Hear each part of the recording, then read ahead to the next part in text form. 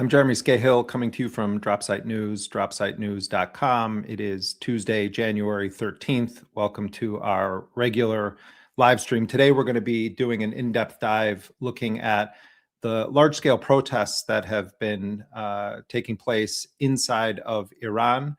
We're going to talk about how those protests began, who's been trying to co-opt them, what we understand about how the Iranian state has responded internally inside of Iran, because for the past period, most Iranians have been left without access to the internet. But I think it's important to begin because this is a show and this is a news outlet that is based in the United States, by just reminding people of a broader context here about Iran. Iran is a country that has consistently since 1979 faced threats of regime change, economic warfare, covert operations, more recently overt military attacks, not just by the United States, but by Israel as well. And Iran is right now in the midst of sweeping economic sanctions that have been led by the United States and other Western powers that have had a direct impact on creating the conditions that ultimately led to the initiation of these protests. And I think that it's important in a very sober way to break down what we're seeing in Iran into a few different categories. And we have two guests that are going to be really great at helping us to do that. But just in brief, we're going to look at how these demonstrations began, because it was largely merchants, small business owners, if you will, who initiated these protests in response to rising inflation, the collapse of the rial. By some estimates, the cost of food and basic goods has risen by more than 70% over the past year. Inflation is estimated to be at approximately 40%.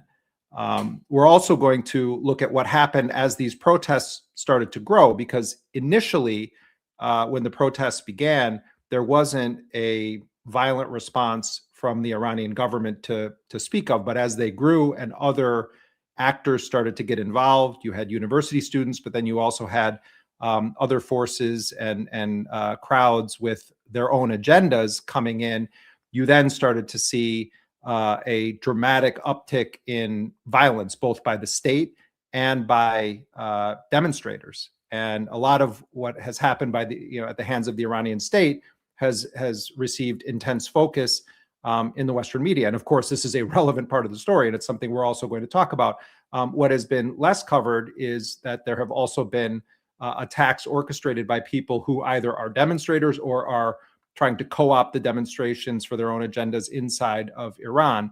And then the third sort of bucket that we're going to look at is how the US, Israel, monarchists, Zionists, the MEK, other groups in the broader Iranian diaspora have tried to co-opt the situation that we're seeing unfolding right now. Donald Trump's all over the place in his threats, talking about 25% tariffs, additional tariffs on countries that do business with Iran. He's implied multiple times that the US may actively start militarily attacking Iran.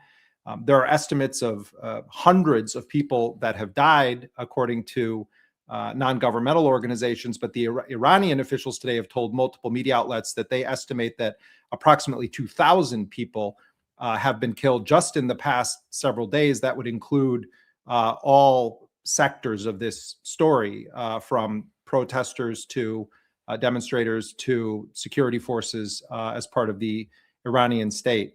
But first, I want to bring in my colleague Murtaza Hussain from Dropsite News. Maz, I really do want to get quickly to our guests, but first, I wanted to ask you, because part of this is that if you just sort of pay attention to or watch Western media coverage, you would think that the entire origin of this protest and that what's at the center of it is Iranians want regime change. And certainly there are Iranians that want regime change, but that's not the origin story of how these protests began. And a story that we did some months ago was looking at how oil sector workers in Iran, you did this story back in November, and there were other protests in December, but there have been strikes in the oil sector in Iran. And the protesters who have demonstrated from the Iranian oil sector, and this was true of the early stages of this protest, were not out in the streets calling for death to the supreme leader. They weren't out in the streets calling for regime change, but they were protesting economic conditions.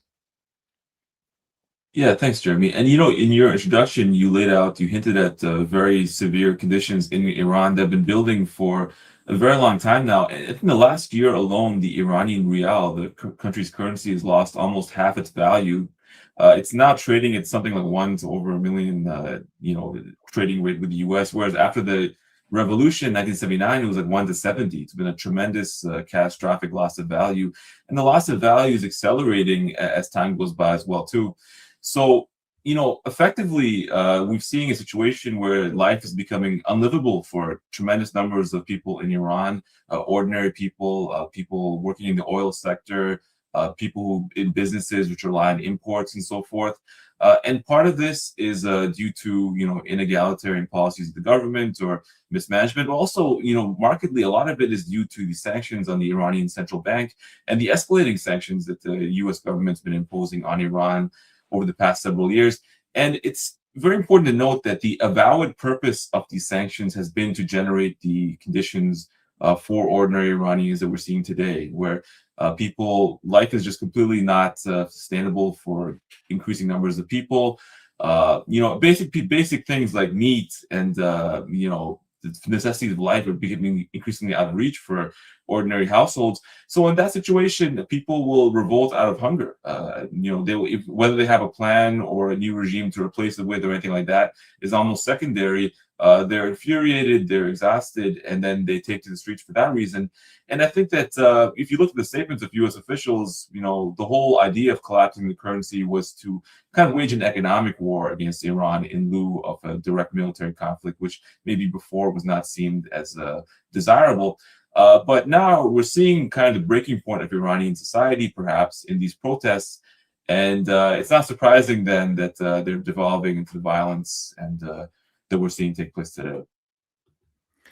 Well, I do want to go to our guests, and again, if you see the screen switching around, it's just because we're doing things on the fly here. But first, I want to introduce Samira Mohyeddin, Toronto-based Iranian Canadian journalist and the founder and managing editor of On the Line Media. Excuse me.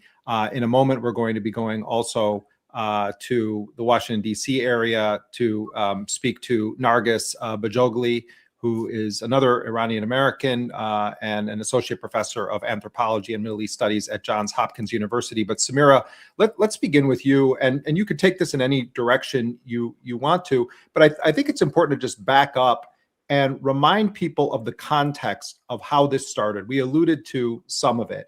But the broader media, and you've been covering this as well, the broader media narrative, particularly in the establishment media, is just that this is a regime change protest. That's a dramatic oversimplification and outright false, because Iran's a very large, diverse country. But give us your perspective and sense of how this started, what was at the center of it. This really started. First of all, thank you so much for having me, Jeremy and Dropside. But these protests started on December 28th in Tehran's Grand Bazaar by merchants when the rial dramatically dropped, and it was really on January 1st when you saw Mike Pompeo a couple days later tweet out on New Year's Day, Happy New Year to all the Iranians in the streets, and the Mossad agents walking beside them. I mean, it was wild to behold such a statement, reckless statement being made by Mike Pompeo. And then from there, you saw Israel's heritage minister, Amichai Eliyahu, giving an interview. This was printed in Israel Hayom, one of Israel's most read digital media, saying, our operatives are on the ground, they're working there. The direct quote was, we have a hand in this. And so that's when you saw really the state violence escalate, because in the first couple days of this protest, Pezeshkian, the Iranian president, came out and said, people have a right to protest. Our economy is in shambles. We need to fix it. We need to listen to what people are saying. But then things churned very quickly. And what began as, protests about economic hardship really turned into, you heard people on the streets calling for the death of Khamenei and all this. And it's important to note that's not new either. I mean, Iran has been in this just hamster wheel of successive protests really since 2017. And in 2019 is when you saw, the oil prices go up, and then you saw more protests there. Then you had the Masa Amini uprising, and now this. But these protests are very different, particularly in the fact that we are seeing a level of violence on the part of the protesters also that we haven't seen in the past.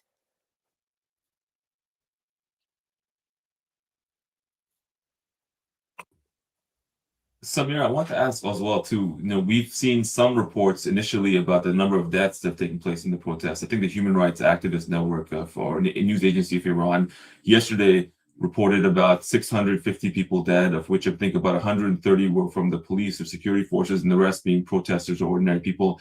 And today we saw some Iranian officials speak to a U.S. outlet and estimate perhaps death tolls in the thousands. I mean, 2,000 people may have been killed. And there have been this very chilling images of morgues and Yes. other hospitals in Iran with large numbers of dead people, with the identities of which were not fully clarified in the reports, but clearly showing a tremendous devastation in the country over the past few days. Do we know anything yet with the limited internet of what exactly took place in terms of the scale of the violence, or where it was concentrated, and who was actually who killed who, and in what areas and situations? What do we know right now with the limited information we have? Yeah, one of the big areas where you're seeing a lot of protests happening is in Mashhad, which is, again, really interesting because this is supposed to be the center of religiosity, and where a lot of Iranian government supporters are, etc. But you're seeing a swell of protesters there. A lot of the people killed were also in Rasht. This is in northern Iran. And these images of hundreds and hundreds of people in makeshift morgues that are overflowing, warehouses. What's interesting is that the Iranian government is broadcasting these images on state television. I've been watching Iran's state TV religiously, pardon the pun, for the past couple of days. And they never did this before. They never broadcast these images when they killed people in 2019, for instance. And I'm not sure why they're doing this. I mean, the narrative that the government is putting out is that these are Mossad agents, and that, these aren't normal protesters.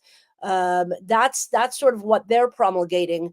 Whereas the reports that we are able to get out from protesters, some of them with Starlink, are saying that there's been a massacre happening, and that these are regular unarmed protesters that are being killed. And again, like you noted, there have been also images that have come out of policemen being brutalized, Iranian police being killed. And so there's this narrative, competing narratives happening. All to say that Iran's security forces have killed hundreds and hundreds of people amid this internet blackout. That is something that can't be denied. I want to bring in our other guest, Narges Bajoghli, an associate professor of anthropology and Middle East studies at Johns Hopkins University, also the author of a couple of books, one of which is Iran Reframed, another How Sanctions Work. Narges, thanks so much for being with us here. We're unable to hear you there. Let's see again. Yeah, we're gonna we'll go back to Samira while we try to fix the issue there. So Samira, I wanted to follow up on your on the point that you were just making there. You've also been talking a lot about the effort to co-opt these protests by, obviously Mossad, Mike Pompeo has said things, but just openly the United States and Israel, they're once again wheeling out, or he's inserting himself, the Shah's son is trying to then, claim that he's ready to step in and be the president. But and you could touch on any of these, but what I really want to ask you is, we saw hundreds of thousands, by some estimates, it was more than 1 million Iranians who gathered in a massive display of support for the Iranian state. They said it was a demonstration against terrorism, and certainly all governments can corral people to their needs or their desires, but it is not true that there aren't large numbers of Iranians who support that government. And I think that's a part of this story that is just ignored constantly, or it's poo-pooed. I mean, Iran is an extraordinarily diverse society. There's party scenes in Iran. There's young people doing their thing. No, I mean, I'm seriously, because you would think that it's just everyone's walking around with burqas on. That's the way that it is talked about in the broader, narrative. And, there are younger Iranians that I've seen write very interesting critical essays about protest within the context of not aiding and abetting regime change. Yes, people have all kinds of criticisms, concerns, maybe even outright opposition to the government there, but that does not equal we want regime change. Unpack some of that, because I think this is so important, because it's either everyone wants them gone and the regime is just locking everyone's brains up and no one is free, or it's that the entire thing is just Mossad. Yeah, those are the voices that really are being drowned out in this. Earlier on, when you were opening up this discussion, you spoke about the universities. In the first couple of days of these protests, university campuses were extremely active. Students were out, giving that message of, we don't want intervention here. We don't want U.S. intervention. We don't want Israeli intervention. But they were also talking about human rights, democracy, etc. And those are the voices that you don't hear from. What we're hearing in the mainstream media is this sort of Disneyfied story of a benevolent prince wanting to come back, help his people transition, and that's it. And you're hearing these chants on the streets of Reza Pahlavi's name. I'm not saying that that's not happening, because it is. But on the other hand, you're not hearing the other voices that are saying, we don't want intervention, whether it's a prince or anyone else. We can do this on our own. Those are the voices that you don't hear from. Now, everything has really gotten complicated. Just to come back, what you mentioned about the co-opting and the hijacking of these protests. When you have people like Gila Gamliel, this is Israeli Minister of Science and Innovation and Technology, or Naftali Bennett, the former prime minister, coming out and saying, rise up in the streets, we are with you. Who is that helping? It's only helping provide fodder to an Iranian government that already constantly parries away the concerns of its citizens by saying, this is a foreign hand, that these are not Iranians. And we saw yesterday images of hundreds of thousands of Iranians in the streets protesting on behalf of the government. And yes, many of these people are government workers, etc., but many of them aren't. And listen, Iran is a country that is the size of Western Europe. It is a country of more than 90 million people. There was a research done that showed that about 20% of the population in Iran is backing their government. 20% of 90 million people is about 18 million people. That's a lot of people. That's a lot of people. And you can't just do away with 18 million people. It's going to take a lot more than some 6,000 to 7,000 people on the streets. I put a call out to people asking them what their biggest fears are right now, and I got over 500 responses. Many of them brought up three important points. They were afraid of civil war in the country. They were afraid of the country becoming like Syria or Iraq, and they were afraid of the country being torn apart, balkanized, with East Kurdistan, Baluchistan, Khuzestan, this sort of making of these bunch of stands, and Iran becoming much, much smaller. Let's not forget that in June, you had Israeli officials actually saying Iran is too big. We need to split it up. These are the realities on the ground. And if you mention these things, people get angry at you. They say that you're a regime supporter. I mean, we haven't even touched on what's going on in the diaspora. I'm not sure if you want to go into that yet, but well, I wanted to has a lot to say about that too.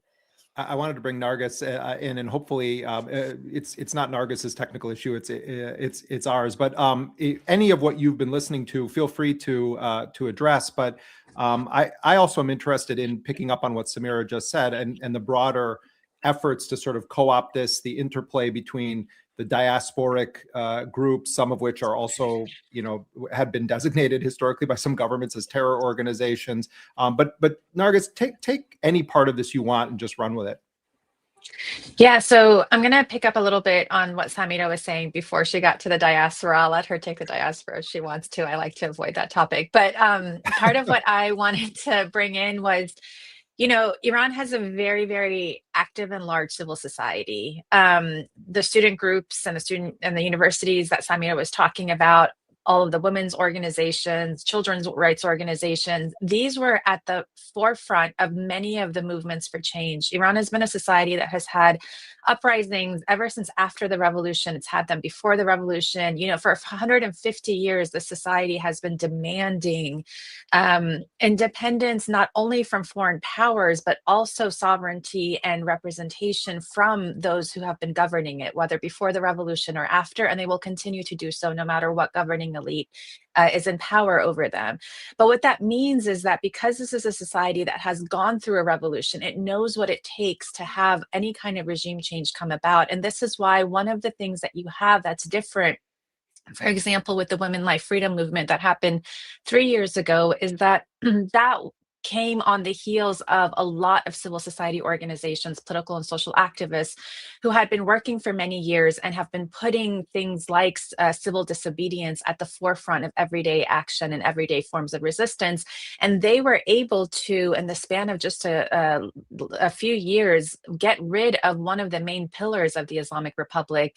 De facto, mandatory hijab is no longer the reality in Iran. So you have folks on the ground who are pushing for change. Now, as you said, both Jeremy and Murtaza, it's not, some want complete change of the entire system. Some want different kinds of things. I've been talking to large bazaar families, and they were participating in the first few days of this, in the first a week and a half of this. And now they're saying this has gotten out of control, and it's gotten out of where they were hoping things would lead. So, especially, and going back again to some of the conversation you all were having before about what the Iranian state is also showing with the large numbers of folks who have been killed in Iran during these past few days, and we have the very severe internet blackout. One of the reasons that I think that they are doing their tune is slightly different this time, as Samira mentioned, as far as like they're showing people who have been killed. They are saying things like a lot of these are folks who have been working with Israel and the United States, but a lot of them are also ordinary people. So they're doing two things here. One is to scare people from coming out onto the street. Two is to further their narrative that ordinary people are getting caught up in this sort of broader geopolitical campaign that is going on. But a third is also to, I think, recognize both themselves, because they are in a catch-22. The economic situation in Iran is not going to improve unless there is some kind of budge on the international and especially U.S. sanctions on the country. They are up against a sort of a wall as far as moving forward. And this is all in the mix here. And so there are a lot of people who are very angry and have been showing their anger, whether it's the workers' movements, the teachers' unions, the different kinds of people throughout these many years who don't want a civil war. They don't want the country to turn into a Syria, a Libya, or an Iraq, but they want very real changes to happen.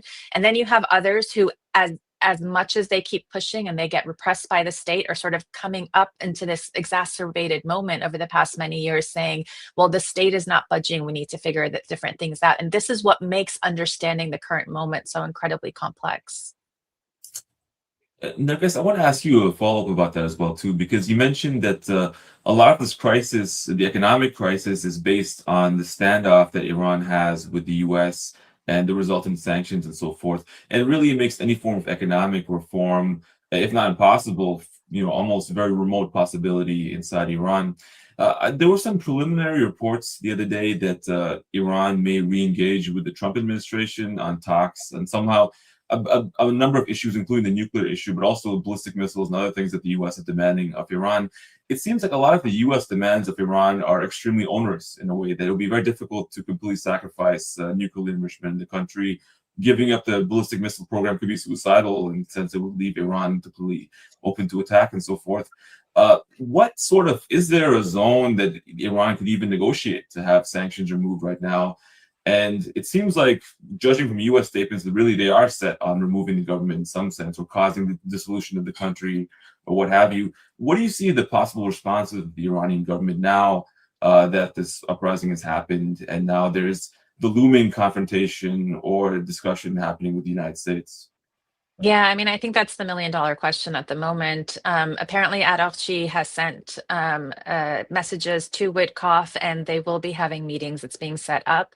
The Trump administration, as you said, seems to want complete surrender of Iran in many ways. The Iranians are not there yet, if they will get there at all. But part of what they could put forward is to not enrich on Iranian soil for quite some time, maybe, do a decade long. I mean, again, remember the JCPOA, the Iran deal, which Trump tore up and then imposed maximum pressure sanctions, which is part of, what we're seeing today is the result of maximum pressure sanctions.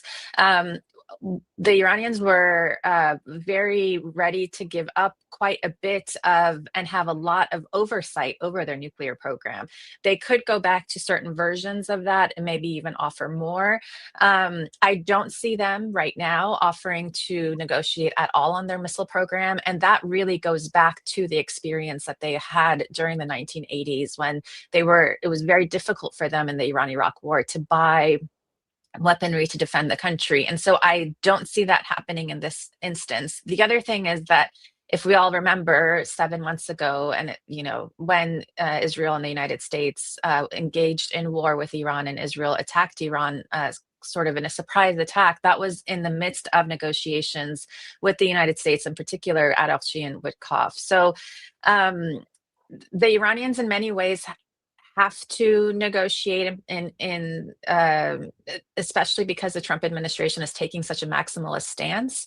You also have examples in the past of when Khomeini, at the end of the Iran-Iraq war, himself said, "I drank from the chalice of poison," in signing that ceasefire. So there's also precedent in Iranian history of the Islamic Republic, so only in the past 40 some odd years, of the state making certain kinds of deals in order to maintain the state and to maintain their political establishment. This is not it's not a state that's going to go all out and have the prospect of losing power over the country. They will negotiate in particular ways. The question becomes how long or what are they willing to give up? The missile program, for now, I don't see any indications of them being willing to give up. I think they're going to continue to try to maneuver on the nuclear program. Samira, this is all taking place at a moment when Netanyahu and the Israel project are on an arson tour and a mass murder tour around the region. I mean, you have the genocide in Gaza. You have the every single day intensifying attacks on the occupied West Bank. When Bashar al-Assad was brought down in Syria, the Israelis then took the opportunity. Well, Netanyahu himself has claimed that Israel was sort of at the center of that. I mean, that's a whole other show that we could do. But the Israelis took the opportunity then to systematically bomb the entire conventional military infrastructure of Syria, including eliminating its air defenses. And there are Israeli pundits on television now saying that that's what they want to do in Iran as well, when given the opportunity. Israel has also bombed Qatar. They bombed the residence of Dr. Khalil al-Hayya, the head of Hamas in Gaza. They are continuing to massively bomb Lebanon on a regular basis. And you've talked about this also, that there are these narratives online where there seems to be an attempt to kind of pit Palestine solidarity folks against Iran. And you see a lot of Zionist influencers and very clearly orchestrated, organized campaigns to try to accentuate those divides. But Iranians themselves, and both of you have been laying out legitimate grievances that people have against the Iranian state. Iranians themselves, unless they are full-blown supporters of Israel, are in a really dangerous position right now, because you have these narratives that are backed by the force of two nuclear powers that have shown that they're willing to mass murder in this reviving of Dick Cheney's wildest dreams. I mean, Trump 1, oh, we're against the neocons. Trump 2, embracing the sort of John Dulles, way of the CIA. One of the first CIA actions was to overthrow the democratically elected government of Mohammad Mossadegh in Iran in 1953. So he's combining the worst, aspects of covert CIA history with the worst aspects of the neocon agenda by saying, well, we're going to actually redraw all of these maps in the broader region. It's a horrible time to be a person with critical thinking skills. That's all I could say, because the moment that you apply any of that, you are labeled an Iranian government supporter, or I don't know, a reformist or anything. I mean, this week alone, I've been a communist, I've been a Marxist, I've been a pinko commie, I've been a member of the Mujahideen. I mean, this is what's happening in Iran's diaspora. But again, that's also not new. It's just being ramped up right now. This is a great time for Israel. I mean, Israel is diverting attention away from its genocide, and it's using, as I've pointed out, Israeli influencers like Hen Mazik, Hanania Naftali, who used to be a spokesperson for Benjamin Netanyahu, and a whole slew of other people that you see on social media with a lot of followers saying things like, where are all the encampments for the Iranians? Oh, you don't care about these Muslims, you only care about those Muslims, or you only care when Israel attacks. I mean, this is the narrative that is being pushed. And I'm sorry to say that it's been very effective. This is something that is also being promulgated by a lot of Iranians, sadly. So the attempts to create this binary and make it so that you can't at the same time support Palestinian liberation or be critical of Israel, and yet at the same time be critical of what Iran is doing. That is what has been set up. And as I said, it's been very effective. Narges, I wanted to ask as well too that in the last couple of weeks, or last week especially, Reza Pahlavi, we talked about earlier, has been really everywhere in the media, and he's been meeting with Israelis. He's been on CBS last night. He gave a very long address. It's very interesting because it seems like there's very much a set narrative that's, I think you put it really well. That's almost like a fairy tale that the prince will come back, or Samira described this way: the prince will come back to Iran and he'll be restored to the throne. It seems to me that it's a very curious narrative in a way that, as far as I'm aware, Reza Pahlavi does not really have any state institutions backing him. He doesn't really have an organization per se. He's alluded to the fact that he claims to have mass defections in Iran, people ready to defect on his behalf or restore him to power. I don't think we've seen, based on whatever has taken place last week, that there have been any defections to security forces to date on his behalf or otherwise. How is he viewed in Iran? And with the caveat, of course, there's a divergence of opinion, but generally speaking, what's the perception of this sort of campaign? And what do you make of his claims that he has this mass support, or that there are people inside the regime who are siding with him? Because to date, none of this has been substantiated. Yeah, I think it's important to put this in a broader perspective, which is that both the Iranian state and its enemies, including Israel, the United States, and different opposition groups, have been invested for many years in making sure that real opposition does not actually take form, because none of them want an Iran that is democratic and actually sovereign and independent, right? Because again, if we look at Iran's history, there are two main themes that you can always point to. One is sovereignty from outside powers, and the second is having a state apparatus that responds to the people's needs. When these two things are not met, there you again begin to have uprising after uprising after uprising in Iran. So the fact is that all different forms of Iran's opposition in many ways have been attempting to kind of get to and build real opposition either to the Islamic Republic or to have something new come about that would have more of a buy-in across the political spectrum in Iran. That is not in the interest of the Islamic Republic. It's not in the interest of Israel. It's not in the interest of the United States either. The interest of Iran, the Islamic Republic, is to maintain power, and the interest of the other United States and Israel is to have a weakened Iran, whether it's balkanized or otherwise. So because of this, over the past, especially decade and a half, you've had a lot of surveillance and repression in different forms of opposition movements that have come out. Reza Pahlavi is a weak political actor, both him in and of himself, right? We can't really point to anything that he's built over the past 47 years that he's been in exile. So it's not like he can point and say, look at all these things that I've done. It's not like he's, one of those leaders that is a charismatic leader that can say, I'm going to come back and I'm going to fight with you all on the streets. He's not that kind of leader. He is very much a weak leader, and that serves certain kinds of interests. Now, the fact that they've been propping him up in this particular way, and you do have some protesters on the streets in Iran chanting his name, we also have to put that in a context of part of what Samira was saying earlier, which is that you have years now of multi-million-dollar satellite television stations, internet stations, that have been beaming into Iran with this kind of rhetoric of trying to sort of whitewash the past and making the comeback of the monarchy be something that is desirable to Iranians. And part of what that's doing is saying, like, look, you may not like your life now, but look at how free things were in the past. This taps into a very real frustration that some Iranians have who don't necessarily know about the history of the past or even much about Pahlavi himself today. So this is sort of, he doesn't have organic support enough to be able to really move things on the ground.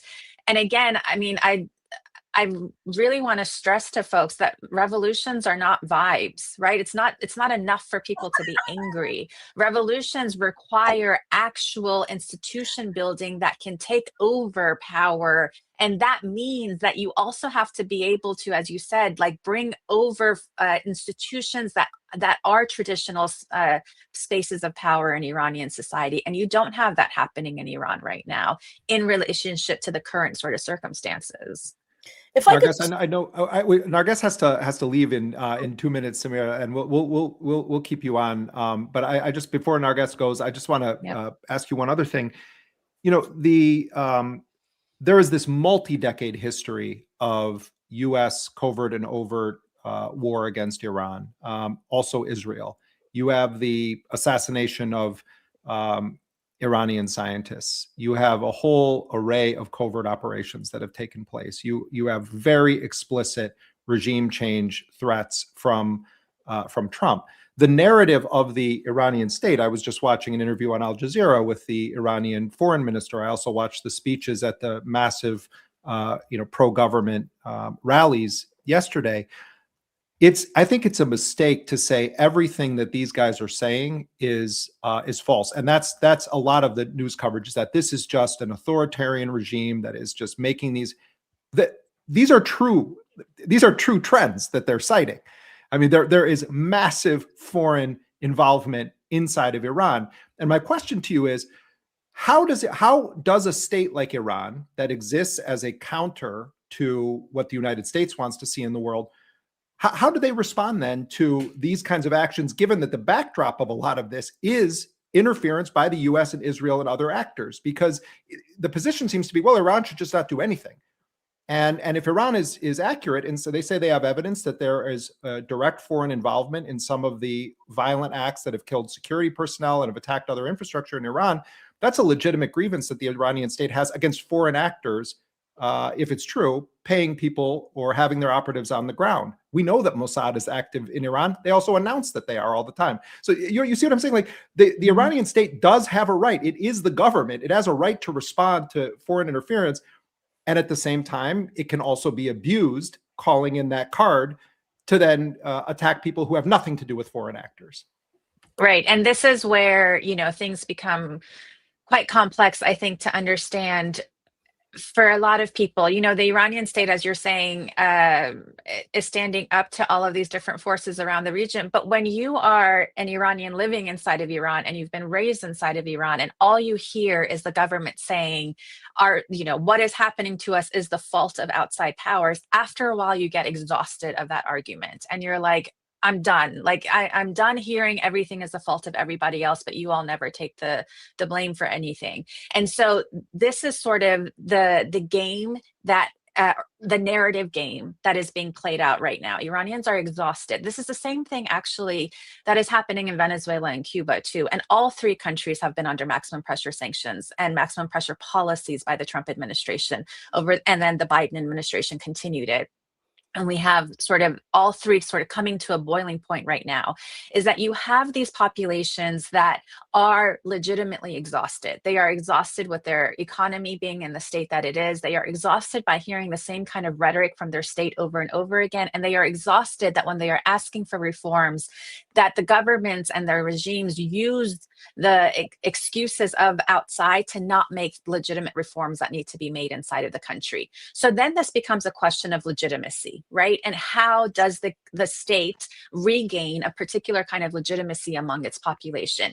In the aftermath of the war in June, when the United States and Israel attacked, there was a big shift that happened in Iran because for the first time, the United States and Israel being enemies of Iran was not a distant thing, and it was not just rhetoric, right? Because again, as all of you have been mentioning, Iran is a very vast country geographically. So yes, it's in the Middle East, but the things in the Middle East feel very far away when you're sitting in Iran because Iran itself is so big. Israel feels extremely far away. All the different wars that have happened in the region also feel far away. So when bombs started dropping in Tehran and other places, that was the first time that imperialism really came to people's doorsteps. And so that really began to deepen the geopolitical understanding. I mean, as we mentioned before, there's a very robust civil society in Iran, but this robust civil society, one of its pitfalls these many years is that it hasn't had a very deep geopolitical analysis. And part of that is because they've been focused so much on internal reform and internal sort of transformation that they are desiring. And the other part of that is because they sort of have turned a blind eye or have thought that a lot of the things that the Islamic Republic is saying about what is happening in the region and geopolitically is mere propaganda. And this is why it also took Iranians quite a bit of time to see what was happening in Gaza in order for it to no longer sound like it was the things that had come out of state television.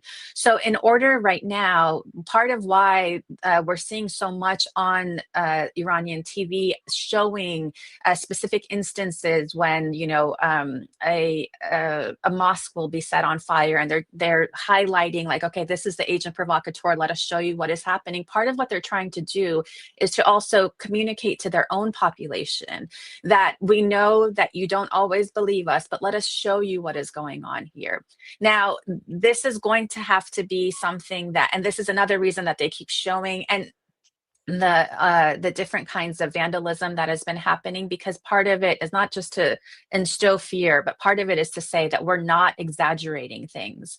But again, what makes all of this so messy and what makes it so hard is that you are caught between a very real authoritarian state that also has to deal with very real imperialism and dealing with nuclear states. And this is sort of why it's such a cauldron.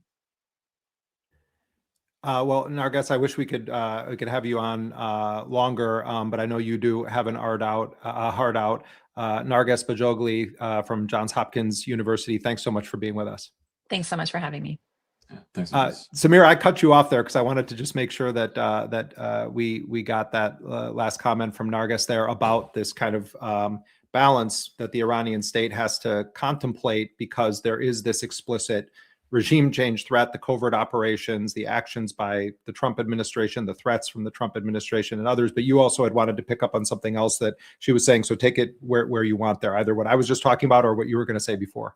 Yeah, I wanted to pick up on this aspect of what she mentioned with the satellite televisions. These things like Iran International, Manoto TV, these stations are beamed directly into people's homes in Iran. Couple that with Instagram, which is what most social media, when they have access to the internet right now in Iran, that is what Iranians are on.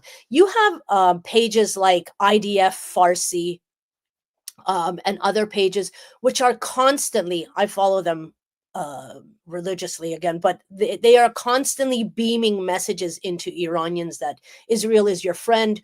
We are your friends historically. So they're appealing to this sort of biblical times, Cyrus the Great, when Israel, and the great people of Iran were joined together. And there is a real anti-Arab racism as part of this. Another fear that I have actually is watching Iran devolve into what could possibly be a very authoritarian, nationalistic, racist, secular state. That's another fear that is very probable if this government falls. But I want to come back to Reza Pahlavi because we've mentioned him a lot here. Look, nostalgia is a very powerful thing. Nostalgia is very powerful, and people are tapping into that. I firmly believe during social movements and what we're seeing in dinner table politics and psychology, which is something that I think people just do away with. They don't think it's important. But you have aunts and uncles and other people saying things like, when during the Shah's time, when we would show our passport, people would bow to us. This is a generation right now in Iran, Gen Z. This is a demographic fight also in Iran because they don't care about these things that have happened in the past. They care about the fact that they hold a passport that they can only go to, 20 countries with. They care about the fact that they can't party above ground.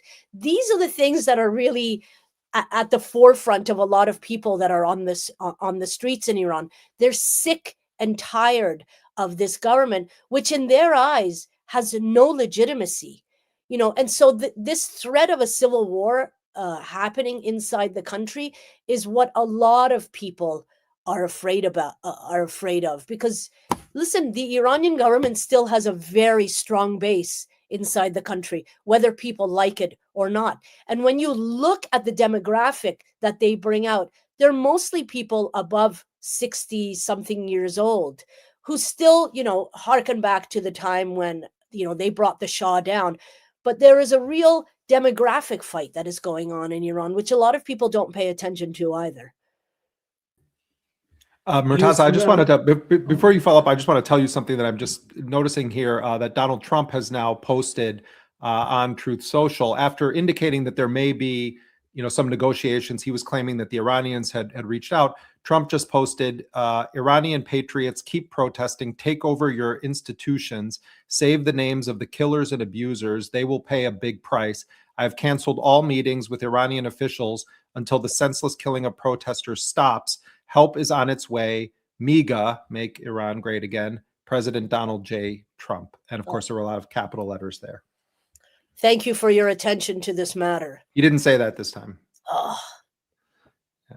Anyway, Maz, go ahead. I just wanted to put that on the table because this is the whiplash way that they're handling it. It does seem like it's very much on the table that there could be attacks against Iran militarily, and even an attempt to kill the leadership, which of course Netanyahu and others have been pushing for a very long time. Yeah, that actually leads into what I was going to ask as well too, because Samira, if there is an attempt to decapitate the leadership of the country, Iran, as you mentioned, is a very big country, and there's a tremendous complexity, ethnic complexity in the country as well too. There's minority groups, many of which don't like the previous monarchy or the current government for different reasons. if there is an attempt to wipe out the supreme leader or the Beit al-Rabari or the people around him and so forth, the leaders of the IRGC, again, furthermore than happened during the war last year, is there a possibility that Iran could dissolve on ethnic lines as well too? And do you think that that may be the aim of such a decapitation? Because one thing that seems very clear from Israeli statements and U.S. statements is that there's not just a problem with the current Iranian government; they have a problem with the idea of in Iran, that's a very large, powerful country outside their control, and maybe the dissolution of the country or the weakening of it internally may be the goal. Do you think that's a realistic sort of prospect? And if that were to happen, how may the government respond, and what kind of lines of fracture may exist in the country? Look, the Iranian government will respond with force because it wants to remain in power. And Iranians are under no illusion.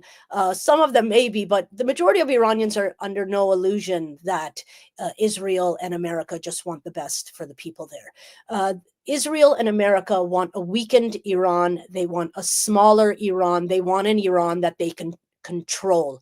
Don't forget that Iran has the third largest oil reserves in the world.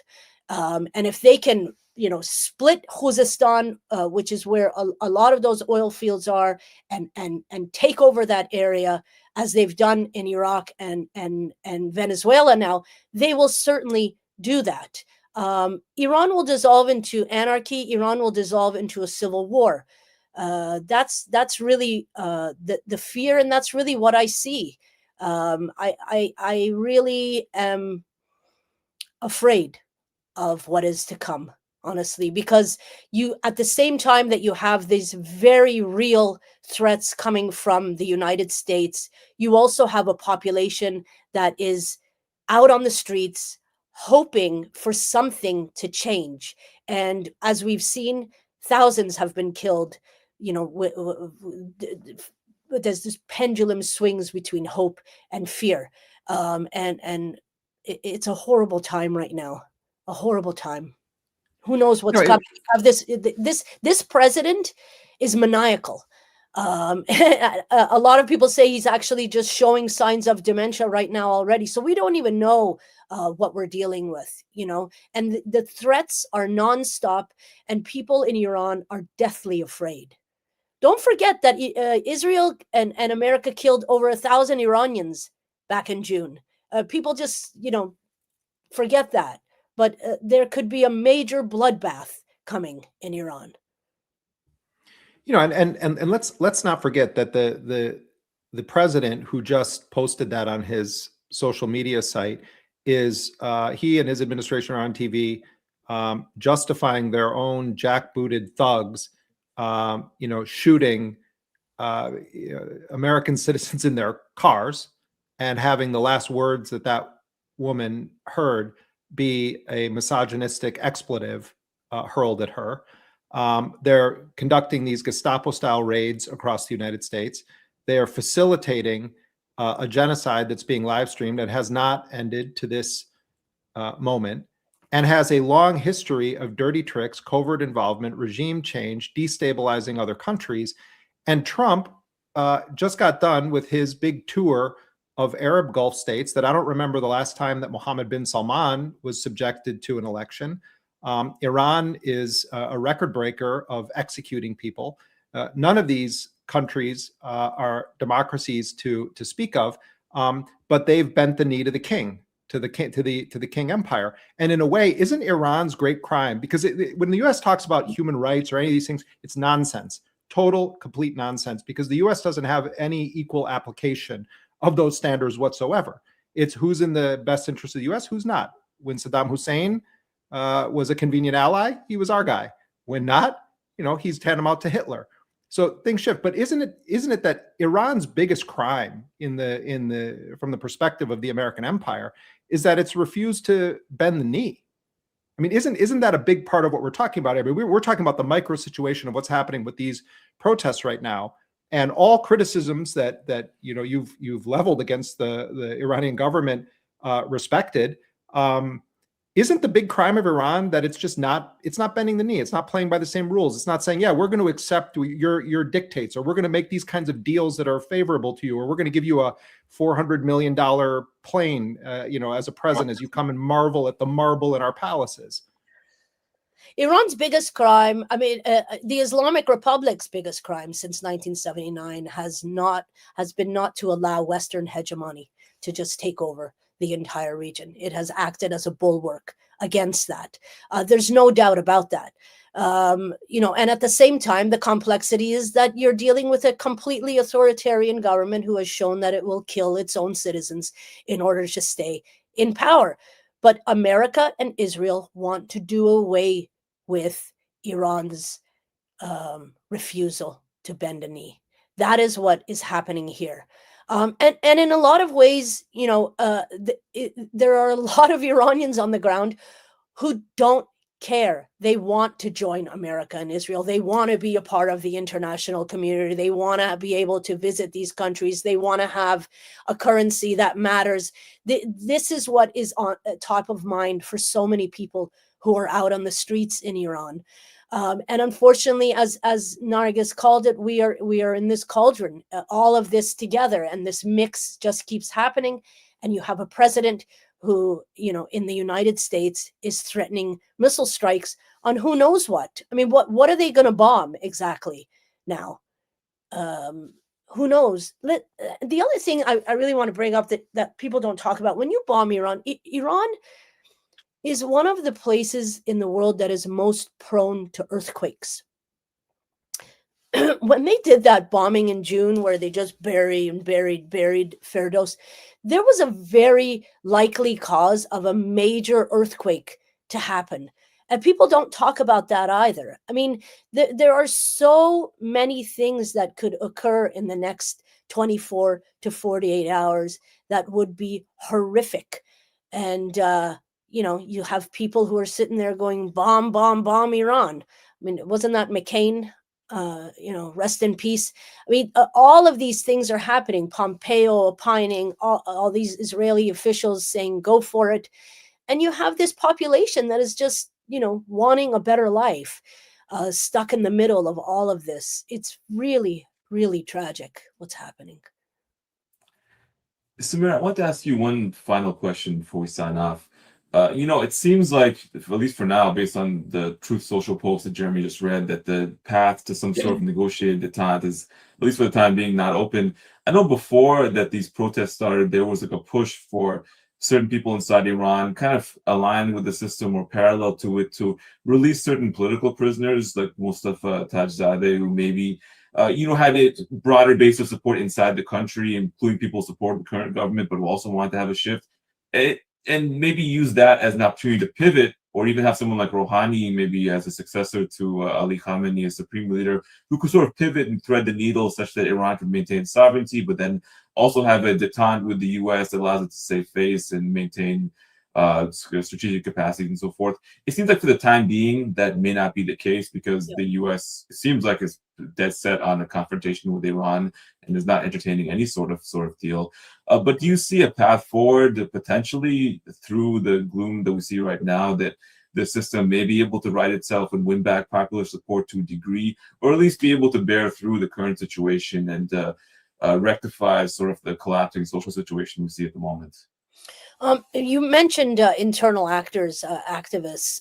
In the first couple days when these protests started, 17 of those activists got together and put out a statement asking for the regime to not kill protesters, to listen to the demands of the protesters, and to come towards a coalition and have this, a referendum, which a lot of people are calling for in Iran, for the people to decide themselves what system of governance they want after 47 years. Those voices are completely drowned out right now. And I really don't know what's going to happen. The Islamic Republic has survived many protests, but the level of foreign intervention that is happening right now has never happened before in any of those protests that we saw before. So I really don't know if the Islamic Republic will survive more strikes. I really don't know if the Iranian people really understand what could happen. Yeah, I mean, it is true also, though, that Iranians, Samira, to the point you're just making, Iranian officials have confronted that narrative, and they are predicting, they're saying, we've heard this before. Now, you're right, the level of foreign involvement and some of the scale of what we're seeing appears to be historic in nature, and the level of hostility overtly expressed by the United States is at record levels in terms of direct threat to the leadership, sovereignty, and government of Iran. But Iranian officials are saying the situation is now, under control, and we have seen a dissipation, it seems. Although, again, as you've pointed out, Yeah. we don't have a great sort of open line of information to know what's happening, particularly in areas outside of Tehran. But the Iranians are saying we've been here before, and we're prepared for all eventuality. We'll see. I mean, you've done a very good job, I think, of putting a bunch of pins on the board for people to look out for. And I encourage people to also check out Samira, her own podcast and media, her accounts on X, as well as on Instagram as well. And thank you, Samira, so much for all your work, particularly all the work you've done over these 2 years of the genocide against the Palestinians, and the voices you featured, and your interventions and willing to punch back. Thank you so much for having me. I appreciate it. All right, that does it for this live stream. Thank you, Maz, very much for being here, and we'll continue to cover this story. Also, we're going to have. I encourage people to look at the reported piece that we just got from one of the great reporters who covers Yemen, Iona Craig, good friend of Dropsite News. Iona is going to start reporting for us on the situation in Yemen. Another one that doesn't get enough attention, but people should keep your eye on it. And as always, we continue to publish on the ground reports from Abdul Qadir Sabah in Gaza and other Palestinian reporters. On behalf of everybody here at Dropsite News, dropsitenews.com, I want to thank you all for your support. If you aren't yet a paid subscriber to Dropsite News, we don't put things behind the paywall. I mean, there is some benefit to people who pay to become subscribers, but really we're on the honor system, and we understand times are tough for a lot of people. If you can't become a paid subscriber, we're not sticking anything behind a paywall, but that is a major part of how Dropsite is achieving its sustainability. So if you aren't yet a paid subscriber, I would encourage you to hop onto dropsitenews.com and join as a paid subscriber. Tell your friends, your family, even your foes about our work. Until next Tuesday, where we'll have another live stream at 9:30 a.m. I want to thank you on behalf of everybody at the Dropsite News team. I'm Jeremy Scahill. Thanks so much for being with us.